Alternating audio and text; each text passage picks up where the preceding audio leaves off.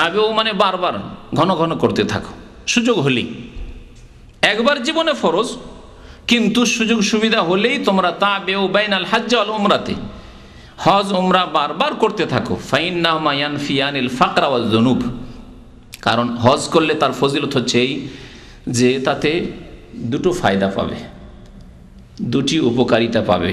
এক হচ্ছে তানফিয়ানিল ফাকরা, দুনিয়ার উপকারিতা, তা হচ্ছে তোমার দারিদ্রতা মোচন হবে, তোমার অভাব দূর হবে, ফাকর দূর হবে। হাজিদের সত্যি যারা আল্লাহ সন্তুষ্টির জন্য হজ করে, তা আল্লাহ পাক রব্বুল আলামিন রুজিতে বরকত দিয়ে থাকেন।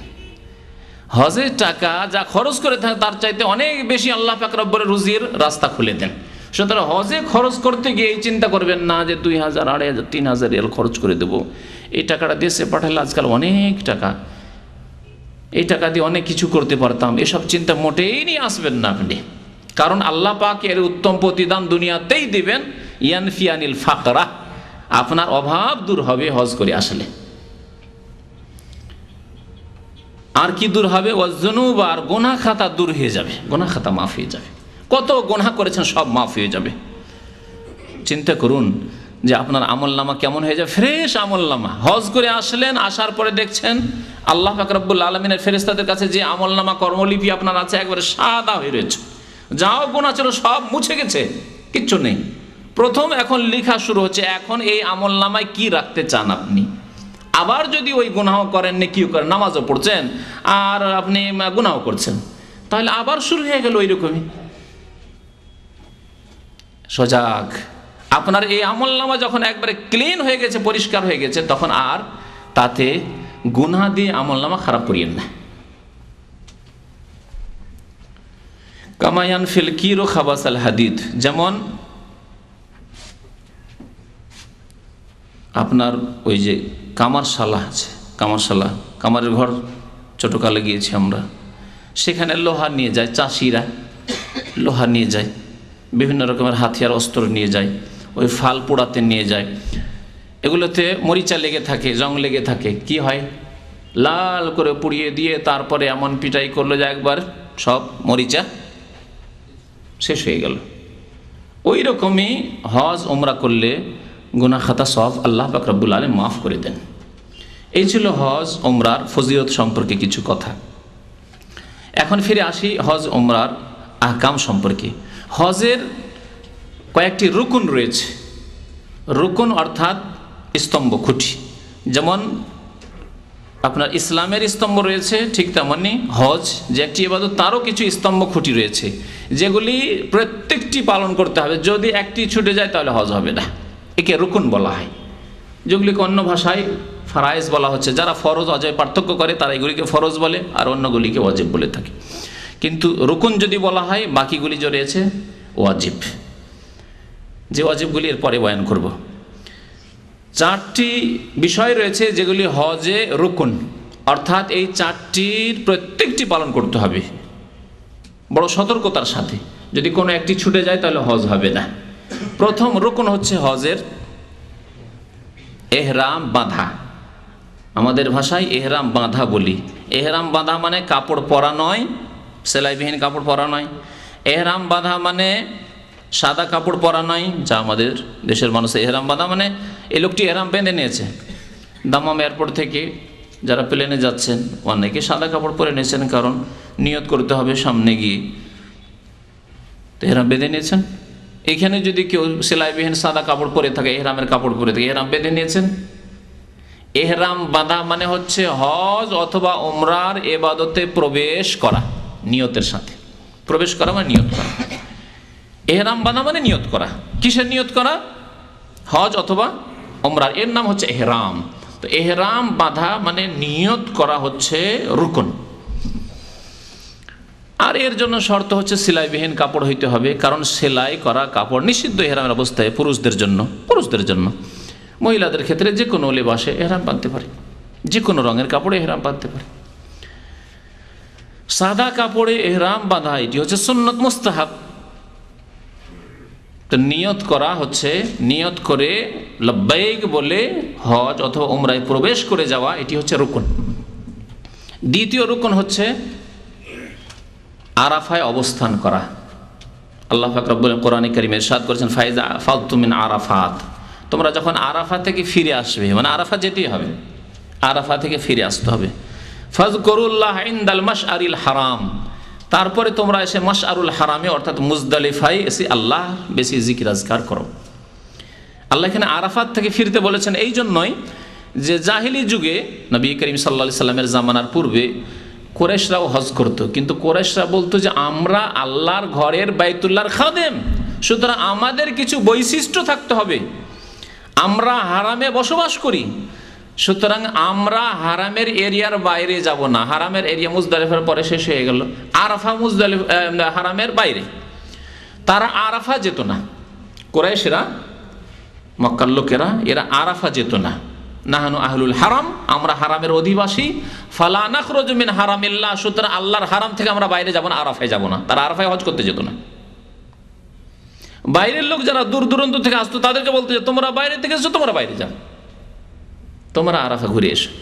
আল্লাহ বলছেন ফাইজা আফাদতুম মিন আরাফাত, যখন তোমরা আরাফা থেকে ফিরে আসবে, তাহলে হজ করলে আরাফা যেতে হবে, আরাফা হয়ে ফিরে আসতে হবে। নবী করিম সাল্লাল্লাহু আলাইহি সাল্লামের হাদিস এর আগে শুনেছি, আল হাজ্জু আরাফা, হজ হচ্ছে আরাফায় অবস্থানের নাম। আর আরাফায় অবস্থানের সময় হচ্ছে 9 জিলহজ, দুপুর জাওয়ালের সময় থেকে শুরু করে সূর্য অস্তমিত হওয়া পর্যন্ত। সূর্য অস্ত হয়ে যেতে হবে সেখানে, এটা হচ্ছে উত্তম সময়। যদি এই সময়কেও না পায়, রাতের কোনো অংশে ফজর আগে আগেও কিছুক্ষণ অবস্থান করতে পারে, আরাফার ওপর দিয়ে অতিক্রম করতে পারে, ভিড় ভাড়ে কোনো কারণেই হোক যেতে পারি, রাতের কোনো অংশে গেছে তবু হজ হয়ে যাবে, যেমন শুরুতে আমি বলেছি। তো এই ছিল আরাফার অবস্থান, হজের দ্বিতীয় রুকন। হজের তৃতীয় রুকন হচ্ছে বাইতুল্লাহর তাওয়াফ করা। আল্লাহ পাক কোরআনে কারীমে সূরা হজে ইরশাদ করেছেন, ওয়াল ইয়াতাওয়াফু বিল বাইতিল আতিক, তারা যেন প্রাচীন ঘরের তাওয়াফ করে, বাইতুল্লাহর তাওয়াফ। আর এই তাওয়াফ, যেই তাওয়াফ রুকুন, সেই তাওয়াফের নাম হচ্ছে তাওয়াফে ইফাদাহ। হাদিস আছে তাওয়াফে ইফাদাহ, ফিকহের কিতাবগুলিতে ওকে তাওয়াফে জিয়ারা বলা হয়। এর নাম হচ্ছে তাওয়াফে ফরজ, তৃতীয় নাম এর, যেহেতু ফরজ। এর নাম হচ্ছে তাওয়াফুল হজ, হজের তাওয়াফ, কারণ এর উপর নির্ভর করছে হজ। যেই তাওয়াফ 10 তারিখে মিনার কাজগুলি সেরে নিয়ে আপনি মক্কা গিয়ে তাওয়াফ করবেন, তাওয়াফে ফাজা বা তাওয়াফে জিয়ারা, সেই দিন করাই হচ্ছে উত্তম। নবী সাল্লাল্লাহু আলাইহি ওয়াসাল্লাম সেই দিনে করেছেন। যদি সেই দিনের নাম সম্ভব হয় তাহলে 11, 12, 13 তারিখে করতে পারেন, অসুবিধা নেই। 4 নম্বরের রুকন হচ্ছে হজের সাফা মারওয়ার সাই করা। আল্লাহ পাক সূরা বাকারায় ইরশাদ করেছেন, ইন্নাস সাফা ওয়াল মারওয়াতা মিন শাআইরিল্লাহ, নিশ্চয়ই সাফা এবং মারওয়া আল্লাহ পাক রব্বুল আলামিনের নিদর্শন সমূহের অন্তর্ভুক্ত। আল্লাহর বহু নিদর্শন রয়েছে, তার 2টি নিদর্শন হচ্ছে সাফা এবং মারওয়া। প্রাচীন ইতিহাস রয়েছে সাফা মারওয়ার, কিন্তু সেই তাওহীদের ইতিহাস, সেই ইসলামের ইতিহাসকে বিকৃত করে মক্কার মুশরিকরা সাফার ওপর এক প্রতিমা রেখেছিল আর মারওয়ার ওপর এক প্রতিমা রেখেছিল। আর এই 2 প্রতিমার মাঝখানে তারাও তাওয়াফ করত, তারাও সাফা মারওয়া সাই করত, তারাও হজ করত, কিন্তু তারা নিয়ত করত যে যেহেতু এই দেবী দেবতার প্রতিমা রয়েছে সেই জন্য আমরা এখানে দৌড় দিচ্ছি, সাফা মারওয়া সাই করছি। দেখছেন, ইন্নামাল আমালু বিন্নিয়াত। মক্কার মুশরিকরা সাফা মারওয়া সাই করে মুশরিক হতো, আর তার পূর্বে ইব্রাহিম আলাইহিস সালামের জামানায় যারা হজ করেছেন তাওহীদের হজ, বা তারপরে যুগ যুগ ধরে তাওহীদের আল্লাহর একত্বের হজ করেছেন, তারা ইবাদত করেছেন। আজকেও মুসলিম বিশ্বের মানুষরা যারা তাওহীদের অন্তর নিয়ে এসে সাফা মারওয়া সাই করে, তারা ইবাদত করে। কিন্তু যারা এসে শিরিক করে, যারা এসে মাওলিদুর রাসূল আল্লাহর নবীর জন্মস্থানে সিজদা করে, যারা এসে মদিনায় এসে নবীর কবরে সিজদা করে, বা বলে মাদাদ ইয়া রাসূল আল্লাহ, বলে মাদাদ ইয়া জিলানি, মাদাদ ইয়া চিশতি, তারা ইবাদত না করে মুশরিক হয়ে যায়, শিরিক করে। এই 4টি ছিল হজের রুকন। হজের ওয়াজিব, হজের ওয়াজিব, হজের ওয়াজিবের কোনো একটি যদি ছুটে যায়, কি বলেছি এর আগে বলেছি কিন্তু, তাহলে হজে ত্রুটি হবে, সেই জন্য এই ত্রুটিকে সারানোর জন্য দম দিতে হবে, অর্থাৎ একটি করে কুরবানি করতে হবে। এই কুরবানির গোশত নিজে খেতে পারবেন না। হজে তামাত্তু এবং কেরানের যে কুরবানি রয়েছে, মানে প্রত্যেক হজের একটি করে কুরবানি, সেই কুরবানির গোশত নিজেও খান, অথবা নিজ নিজ বাড়িতে যে কুরবানি দিবেন আপনি কুরবানির মৌসুমে নিজেও খান, আত্মীয় স্বজন বন্ধু বান্ধবকে খাওয়ান, গ্রামবাসীকেও খাওয়ান, সচ্ছল সুখী লোকদেরকেও খাওয়ান, আর গরিব দুঃখীদেরকেও খাওয়ান, নিজে খান। কিন্তু এ দম অর্থাৎ হজে ত্রুটি হওয়ার কারণে যে কুরবানি দিচ্ছেন, এই কুরবানি জবাই হইতে হবে মক্কায়, এবং মক্কাতুল মুকাররমায় যে মক্কার ফকির দরিদ্ররা রয়েছে তাদের মাঝে বিতরণ করে দিতে, তাদেরকে দিয়ে দিতে হবে, নিজে খেতে পারবেন না, নিজের পরিবার আত্মীয় স্বজনকে খাওয়াতে পারবেন না। হজের অজেব হচ্ছে টোটাল 8টি, তবে কোনো কোনো কিতাবে 6টি পাবেন, কারণ 2টি অজেব রয়েছে যেগুলি প্রত্যেক হাজির জন্য প্রযোজ্য নয়। এই ওয়াজিবগুলি বর্ণনা করি আপনাদের সামনে। প্রথম ওয়াজিব হচ্ছে মিকাত থেকে ইহরাম বাঁধা, বাইরের লোকদের জন্য। হজের ক্ষেত্রে মানুষ 2 প্রকারের, এক হচ্ছে ভিতরের লোক, অর্থাৎ মিকাতের ভিতরে যারা বসবাস করে, মক্কার আশেপাশে, জেদ্দা পর্যন্ত, এই তাইফের আগ পর্যন্ত, এদিকে মদিনার রাস্তায় মদিনার আগ পর্যন্ত ভিতরে যারা, চারিদিকে যে 5টি মিকাত রয়েছে, এই মিকাতের ভিতরে যারা বসবাস করে এরা দাখিলি ভিতরের লোক, এরা নিজ নিজ বাড়ি থেকেই ইহরাম বাঁধবে। এটাকে উল্টো আবার ফিরে যেতে হবে না। মদিনার রাস্তা দিয়ে গেলে জুলহলেফা, মদিনা থেকে 10 কিলোমিটার, মদিনার শহরের মধ্যে পড়ে গেছে জুলহলেফা মসজিদ হচ্ছে মিকাত। এখন তারপরে 100 কিলোমিটার দূরে ভিতরে যাদের বাড়ি আছে তারাকে বলা হবে না, বা 200 কিলোমিটার দূর থেকে যাই তোমরা মিকাতে ফিরে যাও, না, সরাসরি বাড়ি থেকে ইহরাম বাঁধবে এবং মক্কার উদ্দেশ্যে রওনা হবে।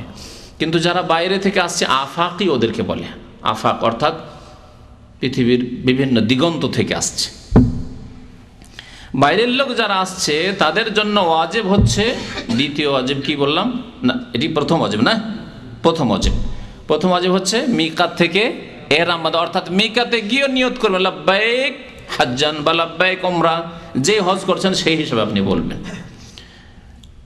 এটি নিয়ত করা হচ্ছে অন্তরে নিয়ত করতে হয়।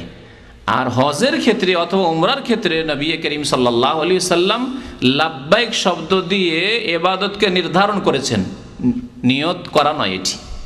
কারণ অনেকে বলে, এই সংশয় দূর করার জন্য বলছি আপনাদেরকে, বুঝেন ব্যাপারটি। যারা ওই নামাজের নিয়ত করে অভ্যাস, রোজার নিয়ত করে অভ্যাস, উজুর নিয়ত করে অভ্যাস, হ্যাঁ, নাওয়াইতু আন ওয়াসাল্লিয়া লিল্লাহি তাআলা, হ্যাঁ, জোহরের নিয়ত, আসরের নিয়ত, ফরজের নিয়ত, বেতরের নিয়ত, এই যে নিয়ত করা যাদের অভ্যাস আছে তারা বা তাদের মোল্লারা, সাধারণ মানুষ তো জানে না, কিন্তু তাদের বিদ্যার্থীরা বলে যে হজে তো নিয়ত আছে, হজে নবী সাল্লাল্লাহু আলাইহি ওয়াসাল্লাম নিয়ত করেছেন।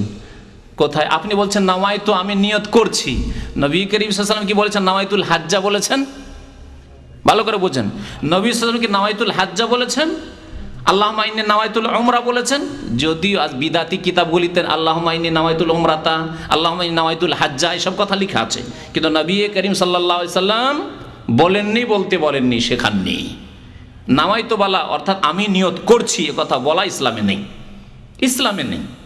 মানুষের কথায় আছে, বিদাতিদের কথায় আছে, বিদাতিদের কিতাবে আছে, তাদের তরিকায় আছে।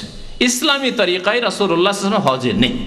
তার নবী সাল্লাল্লাহু আলাইহি ওয়াসাল্লাম হজে আছে কি? হজ উমরার ক্ষেত্রে হ্যাঁ, লাব্বাইক উমরা, আল্লাহ হাজির হয়েছি উমরার উদ্দেশ্যে। লাব্বাইক হাজ্জান, আল্লাহ হজের উদ্দেশ্যে লাব্বাইক বলছি, হাজির হয়েছে তোমার দরবারে।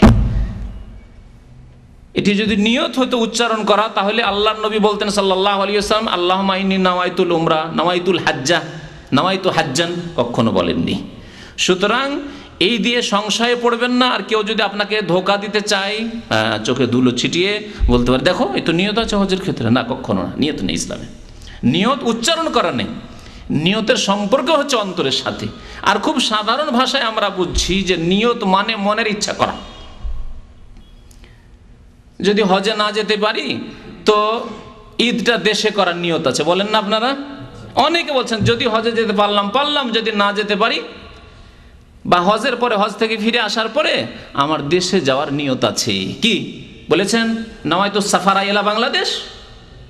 হ্যাঁ, আবার তারপরে কোন এয়ারলাইন্সে যাচ্ছেন? যেমন নামাজে গদ বাঁধা একবারে নামাইতু সলাতুজ জোহর আর কিবলামুখী হয়ে, হ্যাঁ, বলছেন না? বলছেন কি না? ফরজ হলে ফরজ, সুন্নত হলে সুন্নত, বেতর হলে বেতর, এভাবে বলছেন। তাহলে ফ্লাইটটাও বলতে হয় যে খতুত বাংলাদেশিয়া বাংলাদেশ বিমানে যাচ্ছেন, না খতুত সৌদিয়া যাচ্ছেন, না খতুত কুয়েতি এয়ারলাইন্সে যাচ্ছেন, না গালফ এয়ারে যাচ্ছেন, হ্যাঁ, তাইরানুল খালিজে যাচ্ছেন। তাহলে বলতে হয়। কত শিখবেন আপনি বিদাতি কথা, মরে যাবেন। বিদাত শিখতে শিখতে এই জন্য বাংলা ভাষীরা অধিকাংশই কোরআন পড়তে পারেন। 6 মাস 1 বছর শুধু নামাইতো মুখস্থ মক্তবে, আর এমন মার দিয়েছে ওরে বাপরে বাপ, নামাইতোই মুখস্থ করতে পারলাম না, তার কোরআনে কি পৌঁছিতে পারবো? কোরআনে পৌঁছিতে পারেনি। ইসলামের নামাইতো গদ বাঁধা নিয়ত নেই, নিয়ত হচ্ছে অন্তরের কাজ। এখন আপনাদের নিয়ত আছে যে আলোচনা শেষ হলে, কারো নিয়ত আছে সবজি কিনতে যাবেন, মাছ কিনতে যাবেন বাজারে, শিখো যাবেন। কারো নিয়ত আছে বাসায় তাড়াতাড়ি ঘুমাবো, যে খেয়ে দিয়ে এসছেন বাসায় গিয়ে ঘুম দেবো, এই নিয়ত আছে। আর যে খেয়ে দিয়ে আসেননি বাসায় গিয়ে পাকশাক করতে হবে, এই নিয়ত আছে। এগুলো নিয়ত নেই, নামাইতো পড়েছেন নাকি? আচ্ছা বলবেন এগুলো দুনিয়ার কাজ, এখানে দিন শোনা, ইসলামের কথা শোনা, এটি দিনের কাজ নয়? এটি কি ইবাদত নয়? সওয়াবের কাজ নয়? এমন কে আছেন যে নামাইতু আন আযহাবা ইলা মাকতাবিল জালিয়াত, আমি নিয়ত করছি যে ইসলামী সেন্টারে যাব, বলে এসছেন কেউ? তাহলে ইন্নামাল আমালু বিন্নিয়াত, যে কোনো আমল নির্ভর করে নিয়তের ওপর। আপনি নিয়ত বলেননি, তাহলে নেকি পাবেন? হ্যাঁ, যদি নিয়ত উচ্চারণ করা জরুরি হইতো বা সুন্নত হতো বা ইসলামে থাকতো, তাহলে নাকি পেতেন না আপনারা। কিন্তু যেহেতু অন্তরে নিয়ত করে এসেছেন যে দুনিয়ার গরজা যাচ্ছি না, দিন শোনার জন্য, দিন শেখার জন্য যাচ্ছি, সেজন্য অবশ্যই নাকি পাবেন ইনশাআল্লাহ তাআলা। কথা বুঝতে পেরেছেন? কিন্তু বিদাতি ফর্মুলা যদি ধরেন যে নামাইতো না পড়লে নেকি হয় না, নামাজ হয় না, রোজা হয় না, হজ হয় না, তেমনি ইসলামী সেন্টারে এসে আপনার দিন শুনে, ইসলামী কথা শুনে নেকি হয় না, যদি নামাইতো পড়া জরুরি হইতো। যারা বিদাতপন্থী তারা তো বলবেন ইসলামী সেন্টারে, আচ্ছা ঠিক আছে, তাদেরই ইজতেমার কথা নেন। বিশ্ব ইজতেমাতে যে ভাইয়েরা যায়, বা জামাত ইসলামের সংগঠনে তাদের যে কনফারেন্স সম্মিলন হয়, যারা যায় তারা নামাইতো পড়ে যান নাকি? নেকির উদ্দেশ্যে তো যান। বিশ্ব ইজতেমায় নেকির উদ্দেশ্য না করলে কি এত লোক আসে? মনে করেন যে এরই বাপরে এখানেই নাজাত রয়েছে, এইখানেই সব নাজাত রয়েছে, সব গুনাহ খাতা মাফ হয়ে যাবে, মন্ত্রী মিনিস্টার থেকে শুরু করে সবাই সেখানে হাজির, একবার আখেরি মোনাজাত। তাহলে সেখানে আখিরি মোনাজাতে নামাইতো আন আযহাবা ইলা বিশ্ব ইজতিমা যান নাকি? এই নিয়ত করে তারা যায়, তাদেরকে জিজ্ঞেস করেন যে আপনার নামাইতো পড়েন, কারণ এটি তো আপনাদের ইবাদত, নেকির জন্য যাচ্ছেন। কখনো তাহলে বোঝা গেল যে নেকি পাবেন না, কারণ আপনাদের ফর্মুলায় আপনারা নামাইতো না পড়েই যাচ্ছেন, নিয়ত করেন না আপনারা। সেই ক্ষেত্রে আপনার মনের নিয়ত দিয়ে চলে, আর নামাজ রোজা হজ যাকাতের ক্ষেত্রে এই বিদাত কোত্থেকে নিয়ে আসেন? নামাইতো পড়া বিদাত। তো মিকাত থেকে এহরাম বাঁধাবার নিয়ত করা, আপনি মিকাতে যাবেন, তাইফ হয়ে যাচ্ছেন, তাইফ আপনি নিয়ত করবেন। ভিতরে ঢুকে গেলেন লুকিয়ে লুকিয়ে, যদি এখানে এহরাম পরে নিই তাহলে তো ধরবে, চাই এমনি ঢুকে যায়, জিদ্দা যাচ্ছি, ভিতরে ঢুকে যাওয়ার পরে ওইদিকে গিয়ে নিয়ত করবো, মক্কায় নিয়ত করবো, চলবে না। নিয়ত মিকাত থেকেই করতে হবে আপনাকে, বাইরে থেকে যাচ্ছেন আপনি।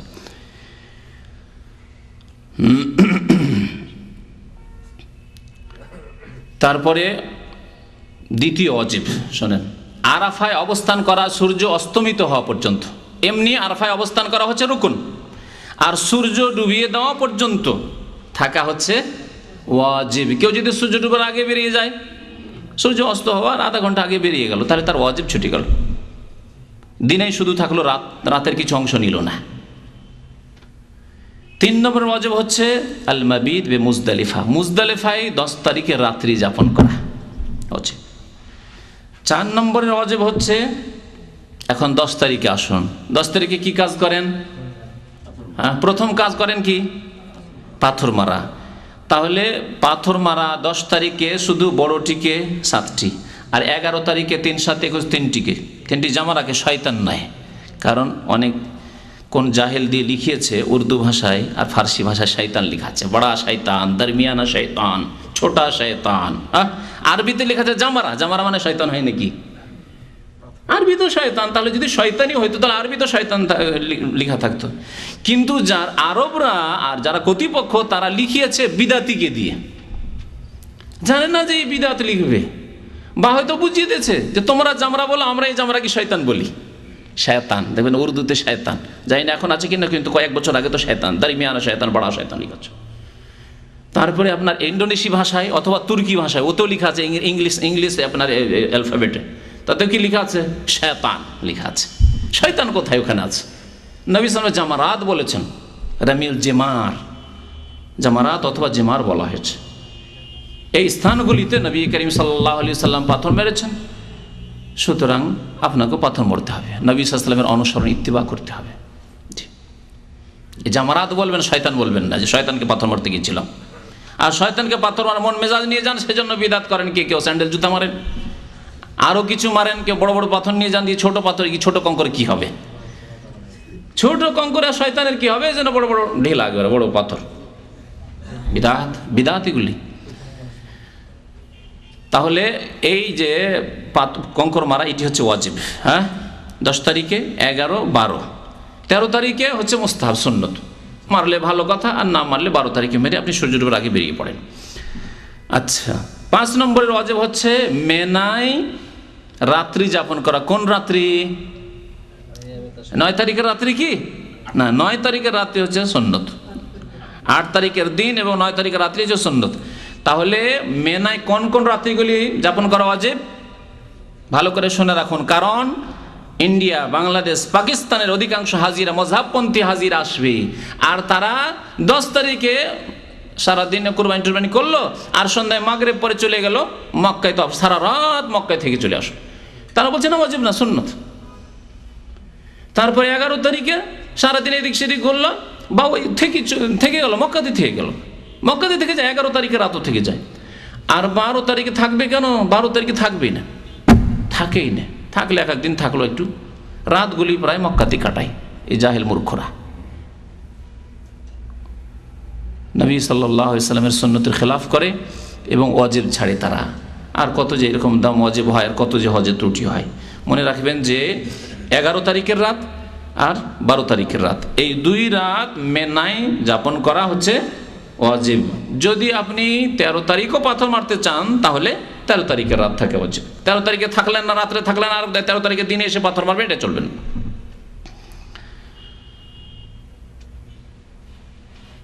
তারপরে আরেকটি ওয়াজিব হচ্ছে, আর কোন ওয়াজিব আছে? হ্যাঁ জি, মাথা মুন্ডন করা। কি মাথা মুন্ডন করা হচ্ছে ওয়াজিব। মাথা মুন্ডন করা ওয়াজিব না মাথা ছোট করলে চলবে? দুটোর একটা করতে হবে, দুটোর একটা ওয়াজিব। উত্তম হচ্ছে মাথা মুন্ডন করা। আর যদি মাথা মুন্ডন না করেন, তাহলে পুরো মাথা থেকে চুল ছোট করা। মেশিন দিয়ে করবেন তাহলে পুরো মাথা থেকে ছোট হবে। আর না হইলে দেশি যে কাটিং আজকাল, আলপেট কাটিং, এইদিকে ছোট হয়ে গেছে, আর এইদিকে ওপরে টিক্কি ধরা আছে। হিন্দুরা ছোট টিক্কি রাখে আঙ্গুলের মতো এইখানে, আর আজকালকার ছেলেদের চুল কেমন, এইদিকে সব কাটা একবারে ছোট হয়ে আছে। জানেন না এই মাসলা, আসলে জানেন না, সেই জন্য এরকম ভুল করেন। অনেকের মাথায় এরকম চুল আছে, এইদিকে সব ছোট হয়ে আছে, আর এইদিকে ঠিক আছে শীতে করার মতো আছে না চুল। আজকালকার বারবার শপের লোকেরা জানে যে ইন্ডিয়া বাংলাদেশের লোকেরা এইরকমই চুল কাটে, আপনার চুল এরকম করে কাটবে। একজন আরবি যেহেতু যেটাকে নাজায়েজ মনে করে, সেজন্য আরবি চুল এরকম করে কোনোদিন কাটবে না। হ্যাঁ, আরবি আমেরিকান যেগুলি আছে, ওদের আবার আলাদা টিক্কি, ও আমেরিকান টিক্কি, কথা বুঝতে পেরেছেন? ইসলামী টিক্কি নেই না, হিন্দুদেরটাও ইসলামী টিক্কি নয়। আর আপনার এই যে আমেরিকান টিক্কি যেটা আজকালকার ফাঁসে আরবিরা করছে, সেটাও ইসলামে নেই। আর এই আলপেটওয়ালা যেটা এই নিচের দিক কাটলেন আর ওপরটা রেখে দেন স্মৃতি করার জন্য, এটা ওই শরীয়ত বিরোধী কাজ, এটা হাদিস বিরোধী। নবী করিম সাল্লাল্লাহু আলাইহি ওয়াসাল্লাম একটি হাদিস নাহা আনিল কাজআ, নবী করিম সাল্লাল্লাহু আলাইহি ওয়াসাল্লাম কাজা করতে নিষেধ করেছেন। কাজআ মানে হচ্ছে মাথার কিছু অংশ চুল কাটা আর কিছু অংশ না কাটা, এর নাম হচ্ছে কাজা। এদিক কাটলেন আর ওপরটা রেখে দিলেন চুল। আছে না, অনেকের আছে না, নেই এরকম চুল? আমাদের দেশীয় কাটা কিন্তু এটা দেখতে পাচ্ছেন, অনেকের মাথায় এরকম হয়ে আছে। তো নিষেধ করেছেন, অনেকে মাসলা জানেন না, সুতরাং এইরকম চুল কাটবেন না। তাহলে চুল কাটলে পুরো মাথা থেকে কাটতে হবে। এটা যদি এমনি অবস্থায় হয়, তাহলে হজ উমরা থেকে ফারেক যখন হচ্ছেন, পুরো মাথা থেকে চুল কাটা হইতে হবে। এজন্য মেশিন লাগাই হচ্ছে সবচেয়ে উত্তম, তাহলে পুরো মাথা থেকে আপনি চুল নিতে পারবেন। আর যদি কেচি দিয়েই কাটতে চান, যে না আমি আরও সুন্দর করে চুল রাখতে চাই, বিশেষ করে হজের পরে যারা দেশে যায়, কারণ জানি আমি এরকম লোকদেরকে, দেশে যাব মাথা নেড়া নিয়ে কেমন করে যাব, তো চুল রাখবো, ঠিক আছে, ভালোভাবে গোটা মাথা থেকে চুল কাটেন আপনি। নবী করিম সাল্লাল্লাহু আলাইহি ওয়াসাল্লাম 3 বার দোয়া দিয়েছেন মাথা মুন্ডনকারীদেরকে। আর চতুর্থবারে দোয়া দিয়েছেন মাথার চুল ছোটকারীদেরকে। সুতরাং মাথা মুন্ডন করে হচ্ছে উত্তম। নবী সাল্লাল্লাহু আলাইহি ওয়াসাল্লাম যে হজ করেছেন তার বড় চুল ছিল, তার সত্ত্বেও তিনি কি করেছিলেন? মাথা মুন্ডন করেছেন। আল্লাহুম্মা আরহামিল মুহাল্লিকিন, আল্লাহুম্মা আরহামিল মুহাল্লিকিন। আল্লাহ কোরআনে কারিমে আল্লাহ মাথা মুন্ডনকারীদের কথা আগে উল্লেখ করেছেন, মুহাল্লিকিনা রুউসাকুম ওয়া মুকাসসিরিনা লা তাখাফুন। মুহাল্লিকিনের কথা উল্লেখ করেছেন আর মুকাসসিরিনের কথা, চুল খাটোকারীদের কথা উল্লেখ করেছেন, কিন্তু প্রথম উল্লেখ করেছেন মাথা মুন্ডনকারীদের কথা। 6টি কি হলো? ওয়াজিব হলো। এগুলি হচ্ছে সবার জন্য। মহিলাদের ক্ষেত্রে মাথা মুন্ডন নেই, মাথা মুন্ডন জায়েজ নয়। মাথার চুল ছোট করবে, কতটা? বেশি নয়, 1 আঙ্গুল নয়, আঙ্গুলের একটা পোর, যে একটা জোড় আছে, এই যে এই এতটুকু অল্প করে ধরবে আর ধরে একটু করে কাটবে। আর এটা নিজেই কাটবে অথবা নিজ স্বামী অথবা মাহরাম ব্যক্তি, অন্য কোনো পুরুষকে দিয়ে নয়। অন্য কোনো পুরুষকে দিয়ে চুল কাটানো জায়েজ নাই, নিজে কাটতে পারে। আরেকটি মশলা এখানে মনে রাখেন, নিজে হালাল হওয়ার জন্য নিজের চুল নিজেই কাটা যেতে পারে। সবাই ইহরামের অবস্থায়, হজের অবস্থায় আছেন, হালাল হওয়ার জন্য তাদের মধ্যে একজন যে কারো কাটতে পারে। কারণ এই সংশয়ে অনেকে ভুগি। ভালো আলেমদের কথা, এরকম আলেমরা অনেক সময় প্রশ্ন করি যে আমরা সবাই আছি ইহরামের অবস্থায়, কি করে চুল কাটবো? তাহলে ভাড়া করে একটা নিয়ে আসতে হয়, এমন লোককে নিয়ে আসতে হয় যে ব্যক্তি হজের নেই, ঠিক না? এরকম মাসলা কি আছে শরীয়তে? আপনি চিন্তা করুন, নবী করিম সাল্লাল্লাহু আলাইহি সাল্লামের সাথে সাহাবায়ে কেরামরা হজে এসে এমন কোন হতভাগা আছে যে যিনি হজ করেননি, বিনা হজে ছিলেন? তাহলে নবী সাল্লাল্লাহু আলাইহি সাল্লামের চুল কি করে কাটলেন? হজে থাকা ব্যক্তি নিশ্চয় নবী সাল্লাল্লাহু আলাইহি সাল্লামের চুল কেটেছেন বা অন্যান্য সাহাবায়ে কেরামদের চুল কেটেছেন একে অপরের। জি। আর এইরকম মশলা আসলে শরীয়তে নেই যে হজের অবস্থায় আপনি চুল কাটতে পারবেন না, হজের অবস্থায় নিজের নখ কাটতে পারবেন না, নিজের চুল কাটতে পারবেন না। আপনার বাচ্চা যদি থাকে, বাচ্চার সাথে নিয়ে গেছেন, সে হজেও নেই উমরাতেও নেই, তার নিয়ত করেননি, পারবেন না নাকি? এই সংশয় আশা করি আমাদের দূর হওয়া উচিত। আর 2টি ওয়াজিব আছে, যে 2টি ওয়াজিব প্রত্যেকের ক্ষেত্রে নয়। কি তা? 7 নম্বরের ওয়াজিব হচ্ছে কোরবানি করা। কোরবানি কার জন্য? কোরবানি যে তামাত্তু হজ করবে অথবা কিরান হজ করবে তার জন্য। যদি হজে ইফরাদ করে বা মুফরাদ করে, মানে শুধু হজের নিয়ত করে, তাহলে তার জন্য কোরবানি ওয়াজিব নেই। কিরান দুটো নিয়ত একসাথে করেছে, অথবা তামাত্তু উমরা করেছে হজের মৌসুমে, হজের মাসে, তারপরে হজের নিয়ত করলো। এই 2 ক্ষেত্রে আল্লাহ পাক ইরশাদ করেছেন কোরআনে কারীমে, ফামান তামাত্তা বিল উমরাতি ইলাল হজ্জি ফামাস্তাইসারা মিনাল হাদি। যেই ব্যক্তি হজে তামাত্তু করবে অথবা কিরান করবে, মানে হজের মৌসুমে ভোগ করবে হজের সাথে সাথে উমরা। এখানে তামাত্তু মানে শুধু হজের তামাত্তু নয়, উমরা ভোগ করা, যে আপনি এক সফরে 2 কাজ করে ফেললেন, হজও করলেন আর উমরাও করে ফেললেন, এক গুলিতে 2 শিকার করে ফেললেন। ফামাস্তাইসারা মিনাল হাদি, তাহলে যথাসাধ্য হাদি অর্থাৎ কোরবানি দিতে হবে। এই তাহলে বোঝা গেল যে যারা হজ করেছেন কিন্তু হজে ইফরাদ মুফরাদ করেছেন তাদের জন্য কোরবানি নাই। এক। দ্বিতীয় কথা হচ্ছে যে এই ক্ষেত্রে আরেকটি ছাড়েই রয়েছে, যারা অভাবী গরিব মানুষ, টাকা পয়সা কোনো রকম জুটিয়েছেন, মক্কা পৌঁছার হজের তো খরচ জুটিয়েছেন, কিন্তু কুরবানির পয়সা নেই। তাহলে আল্লাহ বলছেন ফামাল্লাম ইয়াজিদ, কেউ যদি কুরবানি না করতে পারে তাহলে ফাসিয়ামু সালাসাতি আইয়ামিন ফিল হজ, হজে থাকতে ওখানে 3টি রোজা করে চলে আসবেন, সিয়াম পালন করে চলে আসবেন। ওয়া সাবআতিন ইযা রাজাতুম, আর 7টি রোজা বাড়ি এসে করবে। 3টি রোজা রাখবেন কোন দিনে? যদি 7 তারিখে পৌঁছেছে 7-8 তারিখ রেখে নেন, 9 তারিখ আরফার দিনে রোজা রাখিয়েন না, এটি ভালো। কারণ আরফার দিনে বড় ইবাদত রয়েছে, জিকির আজকার দোয়াতে মশগুল থাকবেন, হয়তো সেই সময় ক্লান্ত হয়ে গেলে ভিড় ভাড়ে অসুবিধা আছে। 10 তারিখে ঈদের দিনে রোজা রাখা হারাম, জায়েজই নয়, সুতরাং 10 তারিখে রাখবেন না। তাহলে যদি আর বাকি থাকে তাহলে 11-12তে রেখে নেন। 7 তারিখে রাখতে পারলেন, 8 তারিখে একটি রাখেন, আর 11-12 2 দিনে রাখেন। হজের সময়ই রাখতে, ওখানে আপনাকে মক্কাতে রেখে আসতে হবে রোজায় 3টি। আর দেশে ফিরে অথবা এখানে ফিরে, যেখানে থাকছেন সেখানে ফিরে 7টি রোজা রাখবেন। তিলকা আশারাতুন কামিলা, আল্লাহ বলছেন এই পুরো 10টি রোজা যে রেখে নেবে কোরবানির কাজ তার হয়ে যাবে অভাবী দরিদ্র। যালিকা লাম ইয়াকুন আহলু হাযিল মাসজিদুল হারাম। আল্লাহ পাক রব্বুল আলামিন আরও আরেকটি মাসলার কথা বলছেন। আরেকটি ওয়াজিব রয়েছে, তা হচ্ছে বিদায় তওয়াফ। এই বিদায় তওয়াফও কার জন্য? যারা মক্কার বাইরের লোক, কাবা থেকে বিদায় নিচ্ছেন, বাইতুল্লাহ থেকে বিদায় নিচ্ছেন, মক্কাতুল মুকাররমা থেকে বিদায় নিচ্ছেন, যাচ্ছি আল্লাহ, যাচ্ছি তোমার ঘর থেকে, আল্লাহ আবার তুমি তৌফিক দিও বারবার যাতে করে আসতে পারি। নবী করিম সাল্লাল্লাহু আলাইহি ওয়াসাল্লাম যখন হজ শেষ হলো, বিদায় হজ, তখন বললেন লা ইয়ানফিরান্না আহাদুকুম মিন হাযাল বাইত হাত্তা লা ইয়ানফিরান্না আহাদুকুম হাত্তা ইয়াকুনা আখির আহাদিহিম বিহাযাল বাইত। তোমাদের কেউ যাতে করে নিজ এলাকা নিজ দেশের জন্য সফর না করে যতক্ষণ পর্যন্ত তার শেষ সাক্ষাৎ বাইতুল্লাহর সাথে না হবে। অর্থাৎ শেষে বাইতুল্লাহর তওয়াফ করেন, 7 চক্কর লাগাবেন, বিদায় তওয়াফুল বেদা, বিদায় তওয়াফের নিয়তে, তারপরে 2 রাকাত নামাজ পড়বেন। এটা একবারে সফর শুরু হতে যাচ্ছে তার একটু আগে। এমন নয় যে আপনি সকালেই বিদায় তওয়াফ করে বসে আছেন আর সারাদিন কেনাকাটা বাজার করছেন, সন্ধ্যায় বের হবেন না, এত আগে না। সফর আপনার শুরু হতে যাচ্ছে তার 2-1 ঘন্টা আগে। তারপরে আপনি দুনিয়ার কোনো কাজকর্ম না করে, দেখা সাক্ষাৎ কারোর সাথে করতে হয়, দেখা সাক্ষাৎ করে নেন, তারপরে বিদায় তওয়াফ করেন। তবে 1-2 ঘন্টা যদি, আজকাল ভিড়ভাড়ের সময়, অসুবিধা নেই। বেশি যদি বিলম্ব হয়ে যায়, সকালে বিদায় তওয়াফ করে নিয়েছেন, মনে করছেন দুপুরে চলে যাব, শুনতে পেলেন যে না গাড়ি কালকে যাবে, কালকে সকালে যাবে, তাহলে আবার বিদায় তওয়াফ করতে হবে আপনাকে শেষ রাত্রের দিকে। এই ছিল 8টি ওয়াজিব। তাহলে 8টি ওয়াজিবের কথা বললাম আর 4টি রুকনের কথা বললাম। এছাড়া হজে যতগুলি আমল রয়েছে সবগুলি হচ্ছে সুন্নত। হজে তাহলে 3 প্রকারের কাজ, কর্ম, কথা রয়েছে। কথার ইবাদত রয়েছে আর কাজের ইবাদত রয়েছে। হ্যাঁ, রুকন, ওয়াজিব এবং সুন্নত। তাহলে যদি আপনাকে বলি লাব্বাইক বলা কি সুন্নত, সুন্নত মানে কি ছেড়ে দিতে হবে? আজকালকার অধিকাংশ হাজিরা, উমরাকারীরা হজে যায়, উমরা যায়, লাব্বাইক পড়াইতে পারা যায় না, লাব্বাইক পড়াতে পারা যায় না। আর যদি পড়াতে পারেন তাহলে বিদাতি পড়া পড়বে।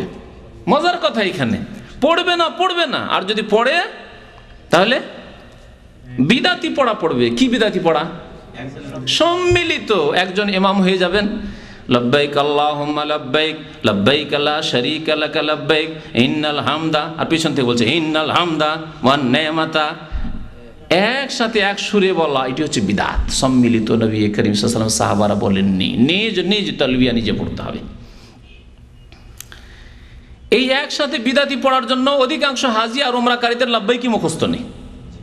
দীর্ঘ অভিজ্ঞতাই বলছি, 18 বছর থেকে সৌদি আরবে বলছি যে অধিকাংশ হজ আর উমরাকারীদের এই তালবিয়া লব্বাইক লব্বাইক আল্লাহুম্মা লব্বাইক যে লব্বাইক, এই তালবিয়া মুখস্থ নেই। দেখা দেখি পড়ে, একটু শুনে শুনে খেয়াল করে পড়ে যে আমাকে মুখস্থ করতে হবে, কিন্তু যদি জানতো যে না আমাকে নিজেই পড়তে হবে এবং এটা নবী সাল্লাল্লাহু আলাইহি ওয়াসাল্লামের সুন্নত, সুতরাং অবশ্যই মুখস্থ করতো। লব্বাইক আল্লাহুম্মা লব্বাইক, লব্বাইক লা শারীকা লাক লব্বাইক, ইন্নাল হামদা ওয়ান নি'মাতা লাকা ওয়াল মুলক লা শারীকা লাক। নিজের ভাষায় পড়বেন এবং এত বেশি পড়বেন আর এত উচ্চ স্বরে পড়বেন। নবী করিম সাল্লাল্লাহু আলাইহি ওয়াসাল্লাম এত বেশি পড়তেন এবং এত উচ্চ স্বরে পড়েছিলেন যে বিদায় হজের সময় তার আওয়াজ বসে গিয়েছিল। তালবিয়া পড়তে পড়তে আওয়াজ বসে গিয়েছিল। নবী করিম সাল্লাল্লাহু আলাইহি ওয়াসাল্লাম বললেন আইয়ুল হজ্জ আফজাল, কোন হজ উত্তম জিজ্ঞাসা করা হলে তিনি বলেছেন আল আজ্জু ওয়াস সাজ্জু, যেই হজে সবচাইতে বেশি চিৎকার করে তালবিয়া পাঠ হবে, লাব্বাইক পাঠ হবে, সেই হজ উত্তম। আর যে হজে সবচাইতে বেশি রক্ত প্রবাহিত করা হবে, মানে বেশি কুরবানি দেওয়া হবে, সেই হজ হচ্ছে উত্তম। নবী করিম সাল্লাল্লাহু আলাইহি ওয়াসাল্লাম কতটি কুরবানি করেছিলেন? 100 কি ওট কুরবানি করেছিলেন। আর আজকে আমরা একটা খাসি বকরি কুরবানি 300-400 টাকা, তাতেই যত সস্তা হয়, যত সুবিধাই হয়, এই আমাদের অবস্থা। আর ওট যদি হয়, গরু হয়, তাহলে ভাগ ছাড়া গোটা বুঝি না, ভাগ 7 ভাগে ভাগ। নবী করিম সাল্লাল্লাহু আলাইহি ওয়াসাল্লাম এমন না যে নবী করিম সাল্লাল্লাহু আলাইহি ওয়াসাল্লাম একেবারে আজকালকার মন্ত্রী, মিনিস্টার আর রাষ্ট্রপতির মতো পয়সাওয়ালা ছিলেন, পেটে পাথর বেঁধে থাকতেন, কয়েকদিন কোনো খাবার খেতেন না, 2-3টে খেজুর আর পানি খেয়ে মাস কেটে যেত। 1 মাস, 2 মাস, 3 মাস নবী করিম সাল্লাল্লাহু আলাইহি ওয়াসাল্লামের বাড়িতে চুলা জ্বলতো না। মা আয়েশা রাদিয়াল্লাহু তাআলা আনহা বলছেন, জানেন না এসব ইতিহাস? তারপরে তিনি 100 উট কুরবানি করছেন। আমাদের মতো কথা চিন্তা করেছেন যে ছেলে মেয়েরা কি খাবে, তাদের জন্য কিছু রেখে যেতে হবে। আমি না হয় চলে গেলাম, তাদের 100 উট রেখে গেলে অনেক দাম। 100 উটের আজকে মূল্য লাগান, এক একটা উটের যদি 5000 রিয়ালও লাগান তারও বেশি হবে, কিন্তু 5000 করে লাগালে কত হয়? 100 উট 5000 করে 5 লাখ রিয়াল। সুবহানাল্লাহ, 5 লক্ষ রিয়াল একজনের কাছে, মানে বড় পয়সাওয়ালা মানুষ। 5 লক্ষ রিয়াল। নবী করিম সাল্লাল্লাহু আলাইহি ওয়াসাল্লাম উত্তম হজ তিনি করেছেন, প্রমাণ হলো না? এতে কোনো সন্দেহ সবচেয়ে উত্তম হজ প্রিয় নবী মুহাম্মদ সাল্লাল্লাহু আলাইহি সাল্লাম আদায় করেছেন। তালবিয়া পাঠ করতে করতে আওয়াজ বসিয়ে দিয়েছেন, আর 100 উট তিনি কুরবানি করেছেন। প্রায় 63-64টি জবাই করলেন, করে নবী করিম সাল্লাল্লাহু আলাইহি সাল্লাম আলীকে বললেন যে বাকিটা তুমি করো। বাকি 36টার মতো আলী রাদিয়াল্লাহু নবী সাল্লাল্লাহু আলাইহি ওয়াসাল্লামের পক্ষ থেকে জবাই করলেন। আমাদের 2, 4, 5টি যদি জবাই করতে হয় অবস্থা খারাপ হয়ে যাবে। চিন্তা করতে পারেন যে 64টি উট জবাই করতে পারবেন আপনি? এই ছিলেন নবী করিম সাল্লাল্লাহু আলাইহি সাল্লাম, এই ছিল তাঁর আমল। এইরকম কুরবানি ত্যাগ ইবাদতের ক্ষেত্রে, জীবনের প্রতিটি ক্ষেত্রে আল্লাহর জন্য কুরবানি করার ট্রেনিং, প্রশিক্ষণ, যে এতগুলি কুরবানি জবাই আল্লাহ সন্তুষ্টির জন্য করলেন, যা গরিব মিসকিনরা খাবে, আত্মীয় স্বজন খাবে, তার মাধ্যমে আপনার অন্যান্য জিনিসও কুরবানি করতে পারবেন। আপনি সব কিছু আল্লাহর জন্য উৎসর্গ করতে পারবেন। এইরকম ঈমান তৈরি করা, আসলে শুধু রক্ত বইয়ে দেওয়া নয়।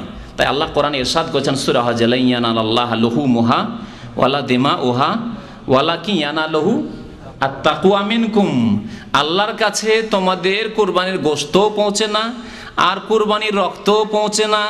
যেমন দেবী দেবতার সামনে রক্ত পেশ করে পত্তলিকরা, হ্যাঁ, রক্ত মাখায় মুশরিকরা, কুরাইশ মুশরিকরা, আরবের মুশরিকরা রক্ত মাখায় তো ওই দেবী দেবতাকে, প্রতিমা পুতুলকে। আল্লাহ বলছেন এসব পৌঁছে না আল্লাহর কাছে। ওয়ালাকিন ইয়ানালুহু আত-তাকওয়া মিনকুম, তোমাদের পক্ষ থেকে কি আল্লাহর কাছে যায়? তোমাদের তাকওয়া, পরহেজগারি, গুনাহমুক্ত কিনা, তুমি পাপ মুক্ত হতে পেরেছো কিনা, অন্যায় মুক্ত হতে পেরেছো কিনা, সৎ আল্লাহ ভীরু হতে পেরেছো কিনা। তোমাদের আল্লাহ ভীরুতা আল্লাহর কাছে পৌঁছে, যে আল্লাহকে কতটুকু ভয় করো, আল্লাহর জন্য কতটুকু কুরবানি করার মতো তোমার মন মেজাজ তৈরি হয়েছে, যে আল্লাহ যদি সুযোগ দেন আমার সব কিছু আমি আল্লাহর রাস্তায় বিলিয়ে দিতে পারবো, কুরবানি করে দিতে পারবো। এইরকম মন মেজাজ তৈরি হচ্ছে কিনা, এইরকম ঈমান আমল তৈরি হচ্ছে কিনা, এই হচ্ছে আল্লাহ পাক রব্বুল আলামিনের পরীক্ষার উদ্দেশ্য। তারপর আপনাদের সাথে ওয়াদা করেছিলাম যে হজের প্রকরণ বর্ণনা করব। হজ কত প্রকার, সময় শেষ হতে যাচ্ছে, হজ সংক্ষেপে হজের প্রকার বলে দিই। হজ হচ্ছে 3 প্রকার: হজে তামাত্তু, হজে ইফরাদ বা মুফরাদ, আর হজে কিরান।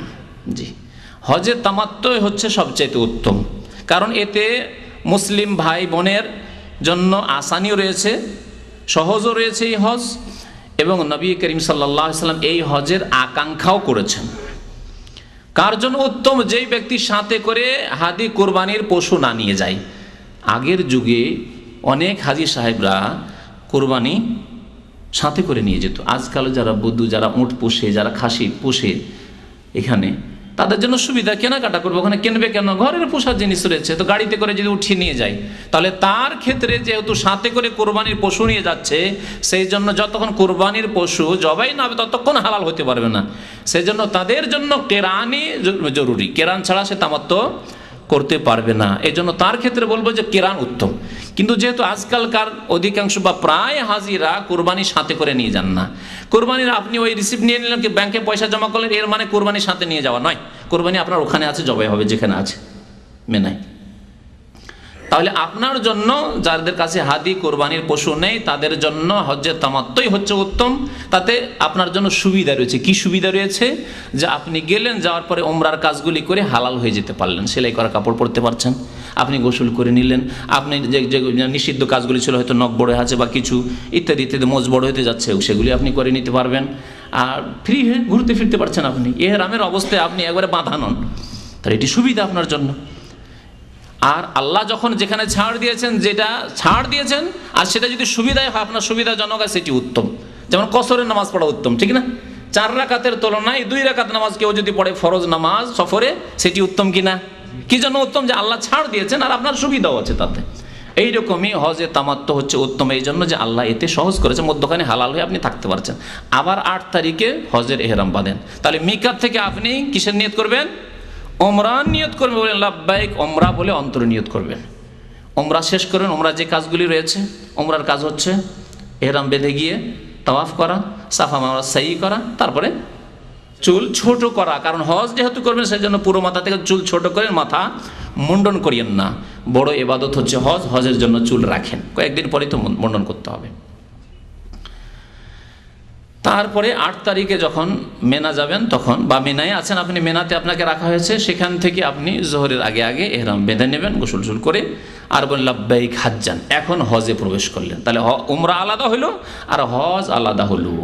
নবী করিম সাল্লাল্লাহু আলাইহি সাল্লাম যেহেতু সাথে কোরবানি নিয়ে গেছেন, সেজন্য এই তামাত্তু উত্তম হজ করতে পারেননি। তবে আকাঙ্ক্ষা করেছিলেন যে আগে যদি আমি জানতাম যে আল্লাহ হজে তামাত্তুর পারমিশন দেবেন, কারণ জাহিলির যুগে হজে তামাত্তুকে ঘৃণা করা হতো আর হজে তামাত্তুকে খারাপ নজরে দেখা হতো, যে এই আবার কি। আচ্ছা, হজে তামাত্তুতে মধ্যখানে যেহেতু হালাল হয়ে গেলেন, স্ত্রী হালাল হয়ে গেল আপনার জন্য, সাথে থাকলে, সুযোগ সুবিধা থাকলে, আপনার সেপারেট ঘর রয়েছে, আপনার হোটেল রয়েছে, পয়সা রয়েছে।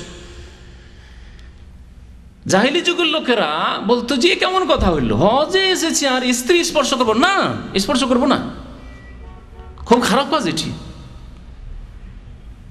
ইসলাম আসার পরে নবী করিম সাল্লাল্লাহু আলাইহি সাল্লামের কাছে ওহী যতক্ষণ না এসেছিল ততক্ষণ পর্যন্ত তিনিও ভাবছিলেন যে হজে তামাত্তু করাটা ভালো কাজ নয়।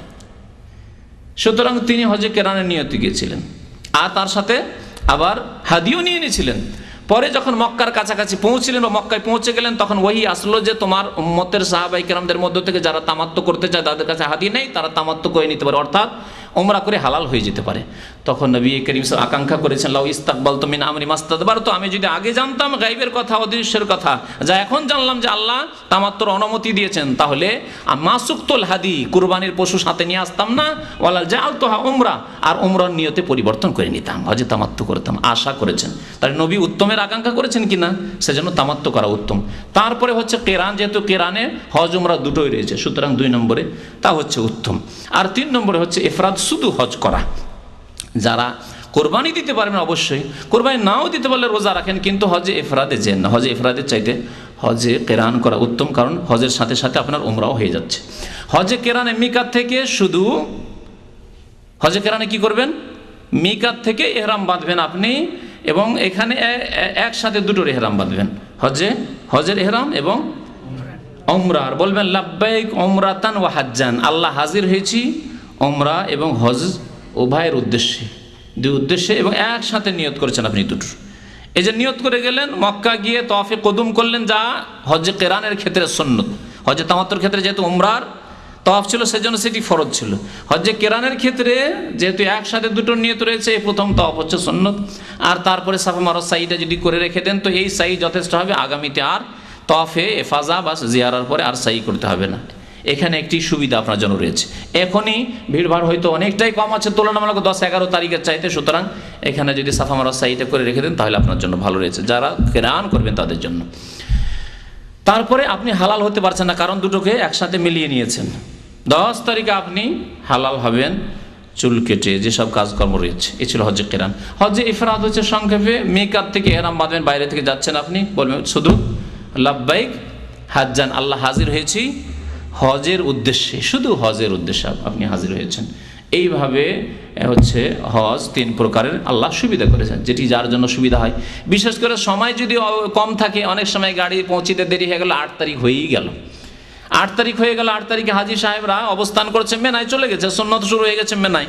সুতরাং সেই সময় যদি আপনি হজ উমরাকে আলাদা করে উমরা করেন, তাহলে উমরার সাফা মারা সাই করতে দেরি হতে পারে, বিলম্ব হতে পারে। তা না করে আপনি দুটো নিয়ত একসাথে করে নেন, হজ এবং উমরা একসাথে করে নেন, হজে কেরান করে নেন।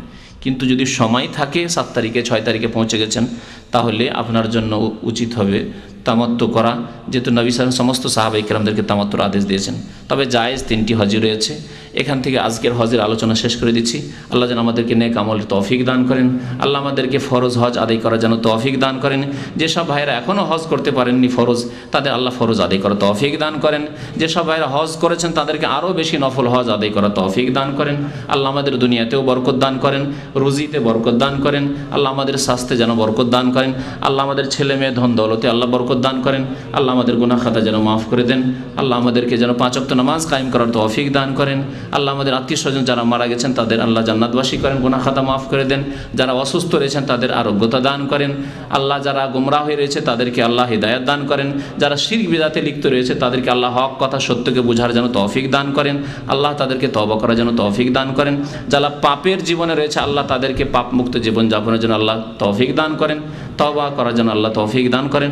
রব্বানা আতিনা ফিদ দুনিয়া হাসানা ওয়া ফিল আখিরাতি হাসানা ওয়া কিনা আযাবান নার। ওয়া সাল্লাল্লাহু আলা নাবিয়িনা মুহাম্মদ ওয়া আলা আলিহি ওয়া সাহবিহি আজমাইন। قال رسول الله صلى الله عليه وسلم لأن يهدي الله بك رجلا واحدا خير لك من حمر النعم